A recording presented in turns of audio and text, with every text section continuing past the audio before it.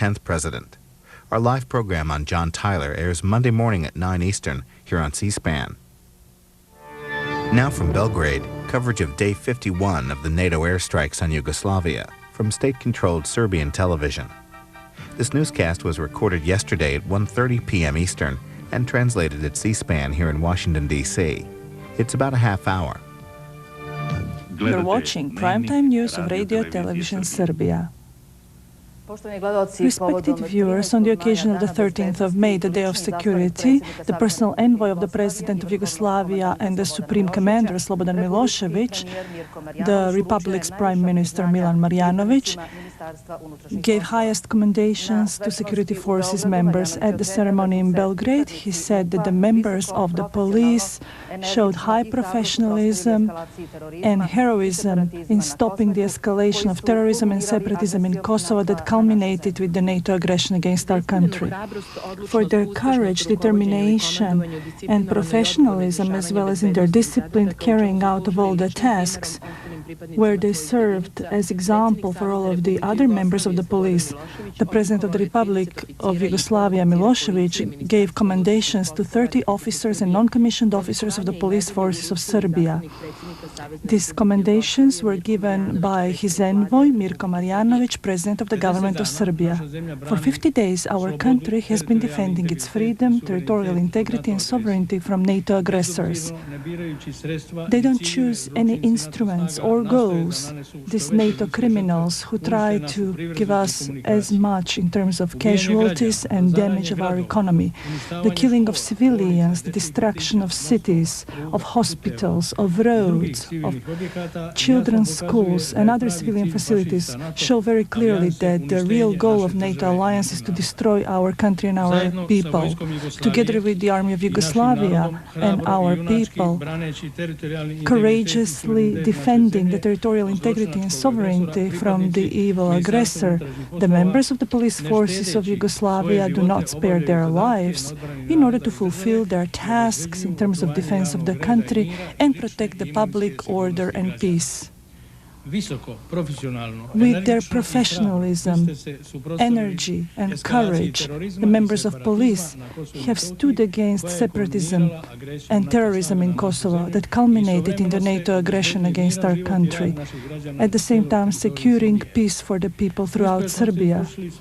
You successfully managed to accomplish all tasks with respect for the law, equality of all people, regardless of their ethnicity or religious beliefs, and during these days of aggression and suffering of civilian people, you expressed high patriotism, determination and humanity. Our citizens know this and respect this. The Prime Minister Milanovic stressed that the order of the High Command regarding the partial withdrawal of the forces from Kosovo is one more proof of the orientation of the Yugoslav leadership to find political means for all problems.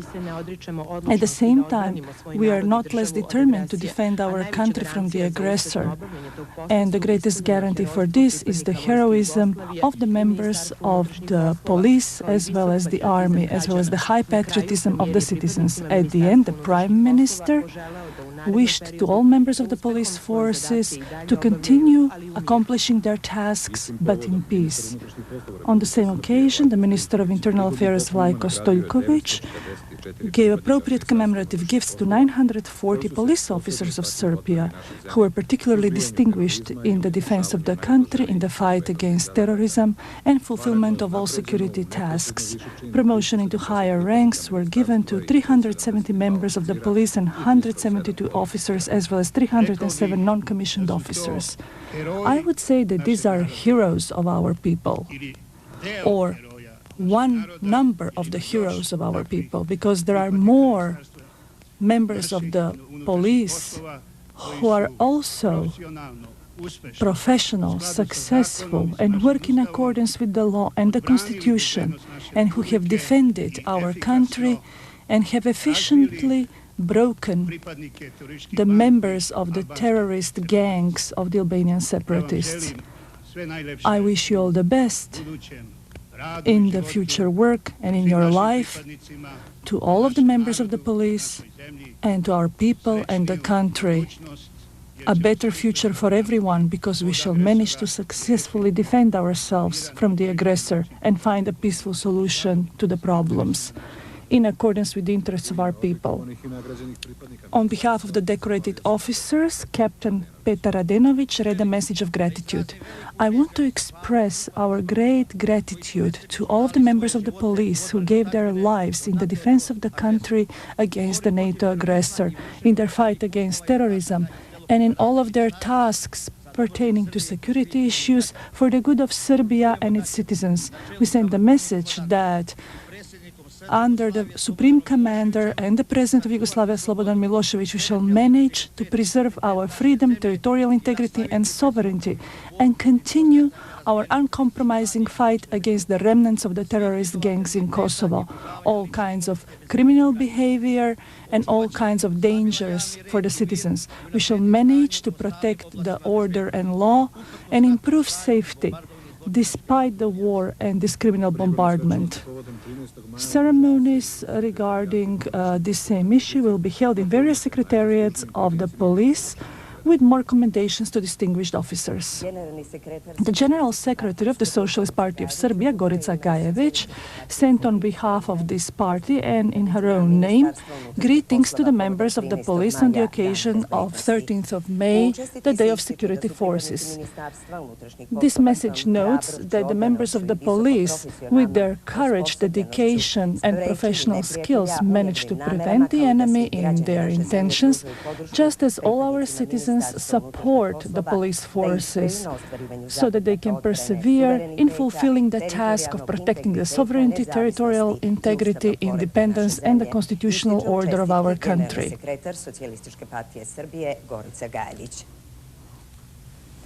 The Directorate of Yugoslav Left Party congratulates to the members of the police forces and the security forces that defend the country with their citizens on their heroic stance in front of this violence that has been committed by the 19 most developed countries of the world.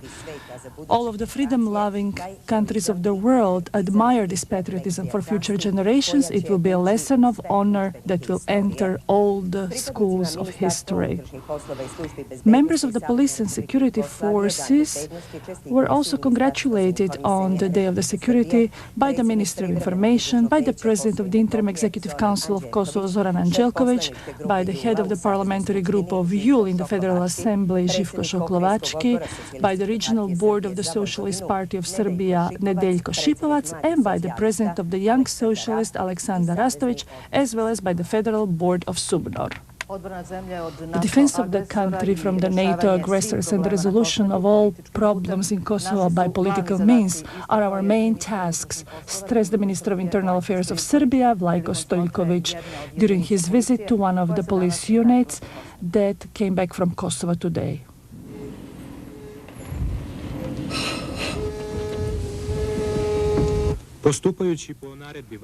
Acting in accordance with the order of the Supreme Command on partial withdrawal from Kosovo, one of the police units came back from Pristina. The Minister of Internal Affairs, Vlajko Stojiljković, together with his closest associates, visited this unit.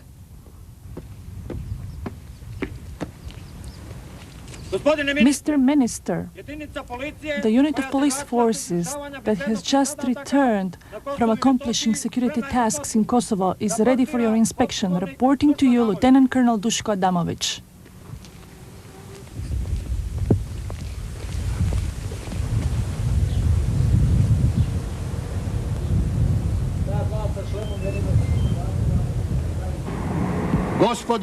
Fellow policemen, I greet you.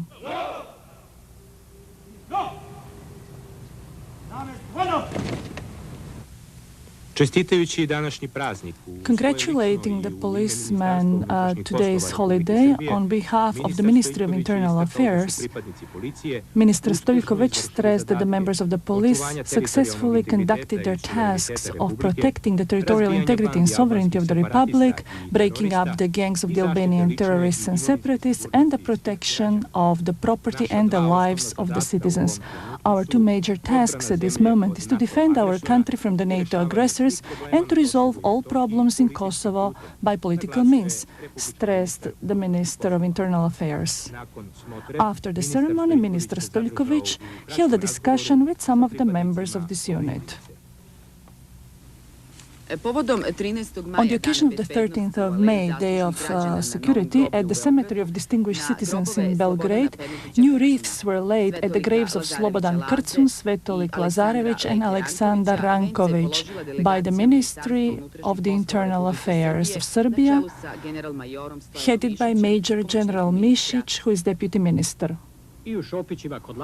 Also near Lazarevac, a place where the legendary Slobodan Krcun, first head of the Serbian police, tragically lost his life in 1964, as well as Svetolik Lazarević. New wreaths were laid by delegation of the Ministry of Internal Affairs. At the grave of Colonel Milorad Simić, who was deputy to the Minister of Internal Affairs, on the occasion of the Day of the Security, also at the Cemetery of Distinguished Citizens, a new wreath was laid by the Ministry of Internal Affairs. Those present were Colonel Milorad Simić, Colonel Mirko Božić and Major Zoran Alimpić.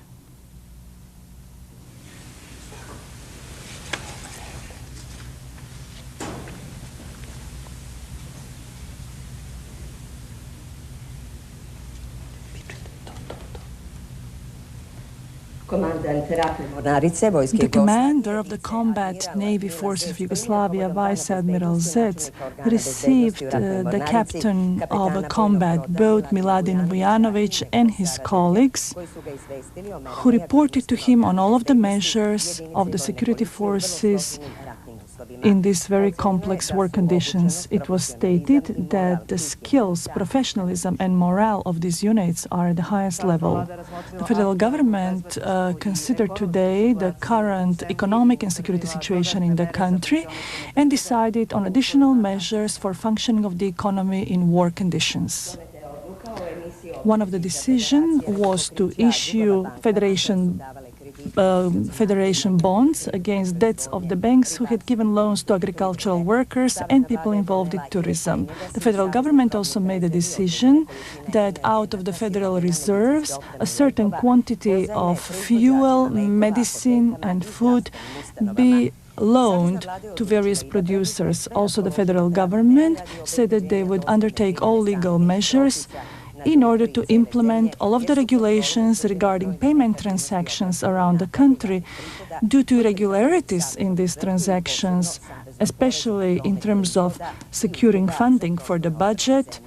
In regard to the defense expenses, it was also noted that the government of Montenegro from June of last year to April 21st of this year failed to provide into the federal budget 354 million dinars regarding the special tax that was intended for the army of Montenegro.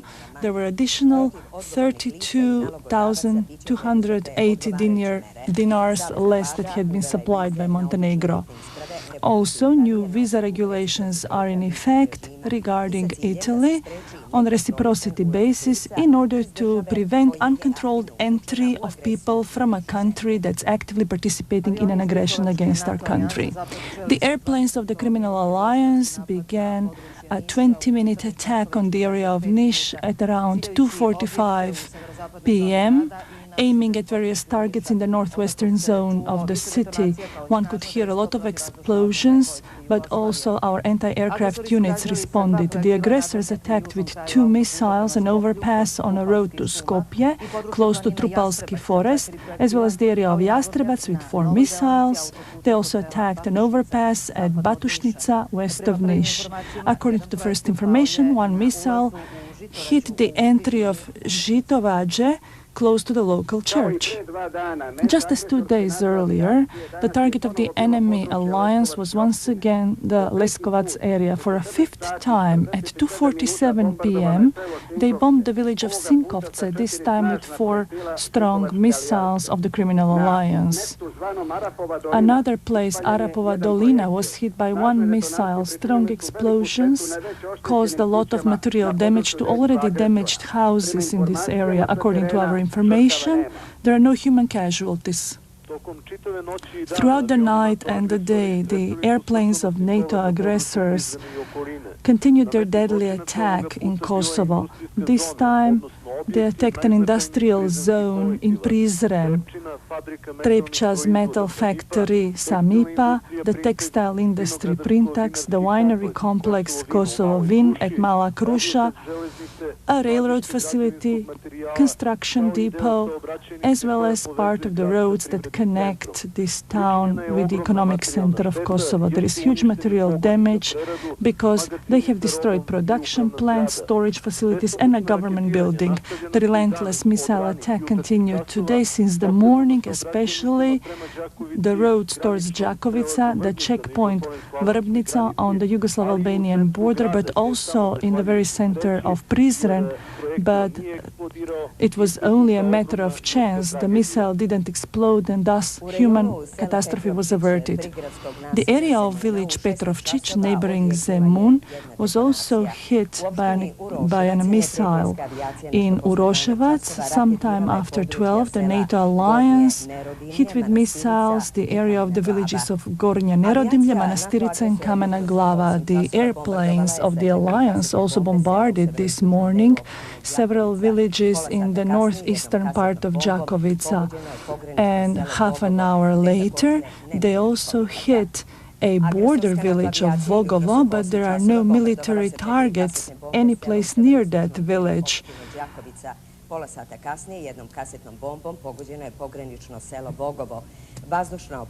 The air alert in this area that began yesterday afternoon is still in effect. Last night, the aggressor alliance attacked several other cantons in Kosovo. First, around 7:20 in the evening, they attacked Srbica. 2 hours later, they hit with a missile the area of Dičani. 55 minutes after midnight, they hit the border area from Dečani towards Đakovica. At the same time, 3 enemy missiles hit the area of the village of Slovin near Lipljan, also the area of Kutlovac near the neighborhood Stari Trg in Kosovska Mitrovica. Last night, the aggressor was also using those forbidden cluster bombs, especially in the area between Uroševac and Pristina. They hit the railroad station and the motel Putnik in Prizren. After that attack, and this was exclusively a civilian target, there was a big fire.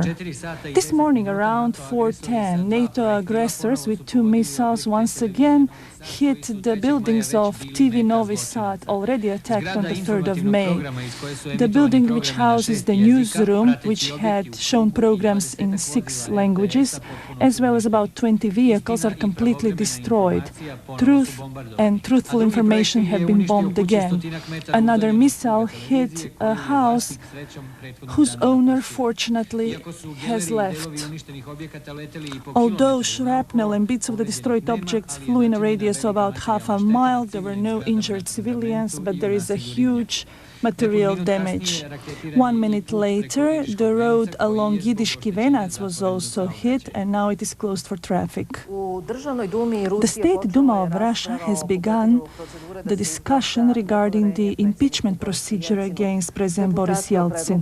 The delegates will discuss this proposal made by the left parties today and tomorrow. The vote on the confidence to Yeltsin is expected on Saturday. The State Duma was presented with a report by the Special Commission charged to check the formal, procedural and legal justification of the impeachment proceedings against Yeltsin. Yeltsin is charged with the fall of Soviet Union, the attack on the parliament in 1993, the war in Chechnya, the dissolution of the Russian army and the genocide over the Russian people. Most analysts had until a few days ago thought that the initiators of the procedure will have very great difficulty in gathering 300 out of the 450 votes which are necessary for justifying this impeachment procedure. However, President of Duma Gennady Seleznyov stated today that the chances for Yeltsin's impeachment are much greater because of his decision yesterday to change Primakov. Still, against this assurance stands the fact that the Liberal Democratic Group of Zhirinovsky said they would support the president because they do not want Russia, who is currently without government, to stay without president. At the same time, there are protests in Russia, demonstrators asking for change of Yeltsin. Russia and France agree on principal questions for the 21st century regarding the strengthening of the world security and the system of the UN. However, there remain many disagreements on substantive questions regarding the regulation of the Kosovo crisis. This is the general conclusion after the meeting between Yeltsin and the French President Chirac, who parted with the conviction that differences in opinion can be narrowed through negotiations. They also founded a Russo-French committee for consultations on, as they noted officially, the parameters of the political regulation of the Kosovo crisis.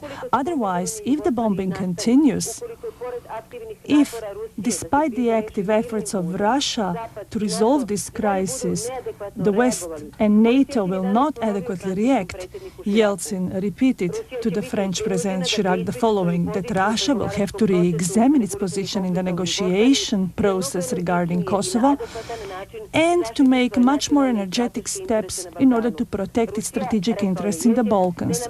Russia does not want to be a passive observer of the bombardment of Yugoslavia.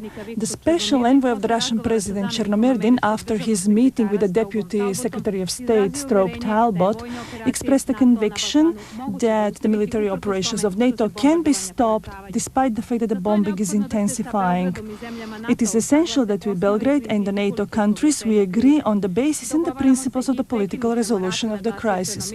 We are trying to agree and we will stop the war. Now it's important to come to principle agreement of the interested parties for political solution. Talbot said that between Moscow and Washington there are not big misunderstandings.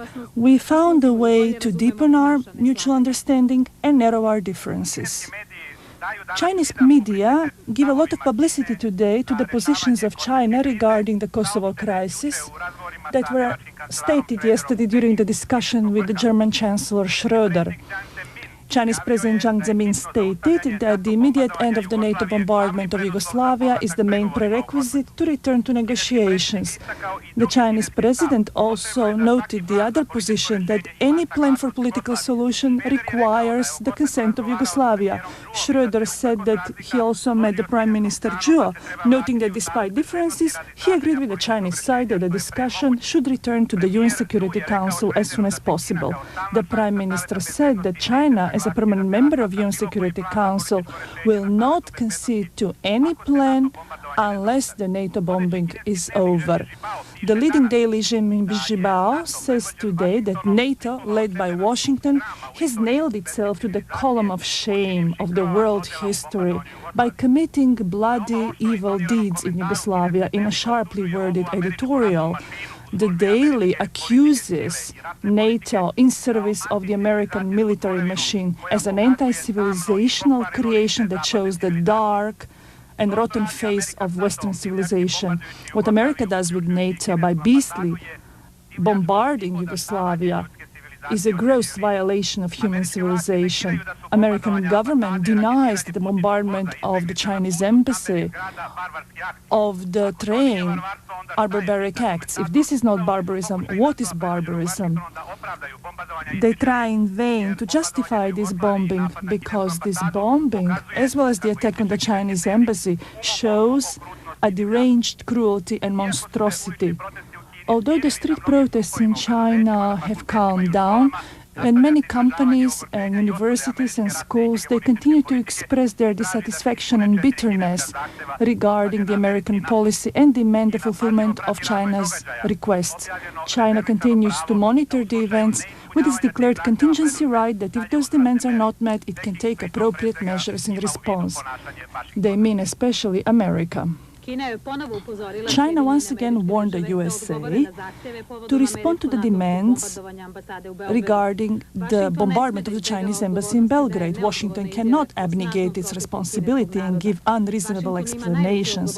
Washington has the greatest responsibility for the bombing of the Chinese embassy, a brutal act against Chinese sovereignty and violation of the rights of 1,200,000,000 Chinese. NATO, led by the USA, has to to take all responsibility for this brutal attack. The apologies so far cannot be accepted by the Chinese people. Several hundred demonstrators gathered in front of the U.S. Embassy in Cambodia, in Phnom Penh, to express their dissatisfaction because of the attack on the Chinese embassy in Belgrade. They called out, "Kill Clinton, death to Americans, NATO terrorists." Chinese who work in Canada also protested against the consulate of the U.S. in Montreal. They also asked for end of the bombing and for punishment of those responsible. Kostas Simitis, Prime Minister of Greece, directly attacked the role of the U.S. in this part of Europe. Distancing himself from the continuation of the bombing of Yugoslavia, Simitis said that he had just telephoned Tony Blair asking for an immediate end of the war. Today's editorials of leading Greek papers note that for the first time since the beginning of the aggression, one of the alliance members directly distances itself from the politics of force. There was an obvious support by the daily Exclusia with an article that read, "The anti-NATO bombardment of Simitis." They said that Greece is principled in thinking that bombs cannot resolve anything, including the problems in Kosovo, with a clear pleasure because of Simitis' stance, which somehow recalls the historic position of PASOK. The daily Tovima stresses that Europe missed its chance to put its stamp on this crisis and became a victim of a crisis whose brunt it must bear. Europe has expressed a great political impotence, reconciling silently with the presence of one world power, a self-appointed ruler of the world, which is a mistake in and of itself. At the same time, Yorgos Papandreou, Foreign Minister of Greece, yesterday at a press conference in Athens, conceded to the failure of NATO, stating that not a single political goal has been reached and that were stated by the NATO alliance, despite this 5-week bombardment. Papandreou at the same time noted the contradictory position of the US. On the one hand, they have signed the G8 plan in Bonn. On the other hand, they continue to pressure Belgrade and intensify the air operations. In Germany, in an atmosphere of strong upheaval, there was an extraordinary session of the Green Party, coalition partner of the Socialist Democrats. The theme is Kosovo crisis and the NATO aggression. The head of diplomacy, Josef Fischer, tried to justify the bombardment, but his colleagues interrupted him with cries, "Murderer, warmonger, hypocrite." Fischer could barely reach the podium with bodyguards who protected him from opponents of the aggression that Germany has taken part in, violating its own constitution. Visibly upset and still soiled by color paint thrown at him, Fischer said that he will refuse the resolution of part of this party demanding immediate end of the war. Many of the representatives condemned the beastly bombing of civilian targets in Serbia and the destruction of infrastructure. The Green Party must declare itself against this war, said Barbie Can, adding that temporary halt in the bombing is insufficient. The police had full hands both inside the hall and outside, where several thousand people continue to protest against Fischer's policy. Protestants threw bottles and paint. The police responded with batons. 60 demonstrators were arrested. The British Prime Minister Blair was given a special recognition today in the German city of Aachen for his contribution towards unified Europe. This award has been given only once before to a British politician, Winston Churchill. The ceremony was spoiled by many demonstrators who greeted the guest from England with cries, "There is no reward for war, you're a murderer." London Guardian says that despite the crisis, the diplomatic package is there, and the major proposal is that of the G8 country. A Cambridge University professor in a letter to Daily Telegraph warns that the aggression against Yugoslavia is not a war by Britain, but Blair's war and Clinton's war. The dissatisfaction is greater every day, says Independent. Commentator close to the government tried to prepare the public for the defeat, suggesting that Blair had wished for the best, but Clinton did not listen to him. The Milano paper Corriere della Sera says that maybe NATO does possess intelligence bombs, but the political intelligence is only with the Yugoslav President Slobodan Milosevic. After the bombing of the Chinese embassy in Belgrade, President Milosevic used the opportunity and the weakness of NATO to announce partial withdrawal from Kosovo. This This is a move in the right direction. Belgrade shows good force, goodwill. But this war is an obvious defeat of NATO. Italian unions declared a general strike against the aggression, asking for an immediate end of the bombardment. The unions were joined by many peace organizations. After their gathering, they held a protest march throughout many Italian cities with numerous slogans against NATO and the bombardment. They also sent a message to the government asking it for an immediate end of the aggression. The government in Italy is also facing the attacks on the headquarters of the Party of the Left, of Massimo D'Alema. The headquarters of NATO at Brussels conceded that the decision of the Supreme Command of Yugoslavia on partial withdrawal from Kosovo is really being followed. Today, they had to really declare the truth. Foreign journalists, for the first time, were witnesses of the return of the units. The French writer and philosopher Régis Debris, through the French journals, sent a message to Jacques Chirac that his politics towards Kosovo and Yugoslavia is on the wrong track. Debris visited Belgrade, Vranje and Kosovo and convinced himself that what he saw there doesn't correspond to the words that Chirac uses in order to describe the events and justify the aggression. The famous French writer reminds the French of de Gaulle's definition of NATO as an organization that means subordination of Europe to the US. Coming up next, the Pentagon